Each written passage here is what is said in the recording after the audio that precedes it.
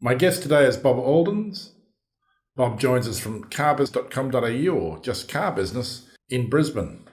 Bob, welcome to the program. Good morning, Wayne. Thanks for having me on the show. Now, Bob, car business is, I guess, a pretty self-explanatory name. You're in the car business, but what is it you actually do? The car business is pretty broad, but in fact, we do quite a lot of things to do with cars. We're new car brokers. We are used car salespeople. We sell quality used cars. We can arrange car finance and car insurance. And we've got $500,000 worth of genuine car parts to suit Jeep and Chrysler, Dodge, Fiat, Alfa, Volkswagen and Isuzu. So we're pretty diverse sort of business. We also arrange servicing for our customers as well. So there's not much about the car industry that we don't have a hand in somewhere. Now, Bob, all of those things you mentioned sound like a car dealership. What makes you different from a dealership? Well, we don't have $5 or $6 or $7 or $8 million worth of new car stock sitting around, Wayne. I've been there and done that. I was a multi-franchise motor dealer for 38 years up until September last year. Sold my business and decided to have a staff of 1 instead of a staff of 70. So I do a lot of what a normal dealership would do, but my goal is to look after my customers the way I've done for that last 38 years. And after 38 years in the car business, I'm sure there are some stories to tell. I understand you've been writing a book. I have, Wayne. It's been a journey for me. I joined an organisation called Key Person of Influence about this time last year to expand my knowledge of business in general and to become a key person of influence. And part of that journey is to write a book. And it was a bit of a challenge, but 32,000 words later, I'm almost ready to publish. And hopefully early in the new year, it'll be on the shelves, so to speak. I'll look forward to getting a copy of that and reading some of those stories, because I notice on your website there was already some advice in the form of a PDF about common mistakes. Yeah, look, there's lots of mistakes that people can make when they go to buy a car on their own.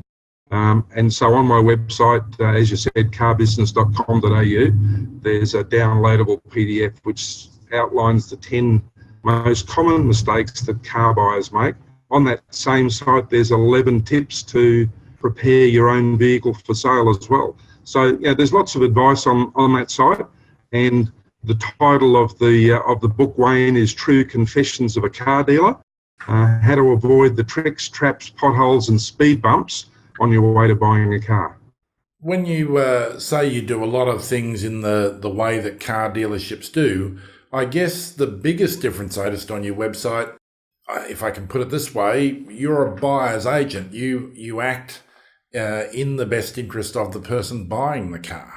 Yeah, I do, and it's a strange thing, but the majority of our clients to date have been women, and they're really intimidated when they go into a car dealership.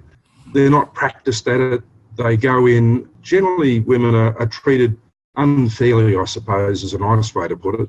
But even with a husband in tow, customers aren't treated the way that I believe that they should be treated. And doing what we do takes away the stress and anxiety and pressure that's brought to bear on the typical car buyer before they actually purchase. So, we do know the way that dealers deal. Some of my people, when I owned a multi-franchise dealership, did it as well. But I like to establish relationships with people and look after their car interests in the long term. And one of those ways is to make sure that the transaction is open and accountable. As I understand it, you've got some customers that you've been selling cars to or helping them buy cars for 3 generations now. Yeah, sure have. One of my very, very first customers when I came into the motor industry in 1978 are Bob and Glennis Hall from Wynnum, and they won't mind me mentioning their name because they're just a lovely couple. Sold them cars and their company vehicles, sold cars to their son and daughter, and just recently delivered a new car or a quality used car to their granddaughter. So 3 generations in the one family, and it's been an absolute pleasure over that time to look after them. That's a pretty powerful reference in any industry, but in the used car industry, it's extraordinary. Well, it's a good message. And, you know, if every car dealer, new or used, had those sort of relationship tendencies when they were dealing with their customers, I wouldn't be writing this book and I wouldn't have this sort of business. Unfortunately, it's the exception, not the rule. When I got into the business all those years ago, it was to have a career, not a job. You're not restricted to any particular brand? The full gamut of cars from Audis and Alphas and Mercedes and BMWs, and as well as the Toyotas and Fords and Mazdas and Mitsubishis. Any new car. I might struggle to get a Ferrari or a McLaren at the right price, but I'd give it a red hot crack. And speaking of the right price, is there variation in pricing for new cars between dealers and reasons for that? Yes, there is. I'll give you an example. A guy from my golf club bought a Mitsubishi Pajero Sport from me about 6 or 7 months ago. And he was ready to buy when he heard about the service that I provide. And we got a couple of prices for him, accessories and so on, and saved him nearly $6,000. And needless to say, he was pretty happy with that. You know, that's the saving. It's not always going to be that large. There's a lot of advertised cars that are priced without a lot of margin for the dealers, but we can still save a bit of money on those. But the cars that aren't advertised are normal bread and butter. There's a good margin in it for the dealer to negotiate with, but we tend to negotiate a bit harder. We don't shop dealers, but we go to them and give them the opportunity to price for us. At the outset, you mentioned used cars as well, and I guess they're across the range of brands as well. We look for good quality, price range motor cars. I've got a 2009 Mercedes AMG C63 sitting behind this wall, but we've also got $5,000, $6,000, $8,000 used cars. So we pick those cars, we check them out, and I drive every single one of them to make sure it's a car that I'm happy to sell.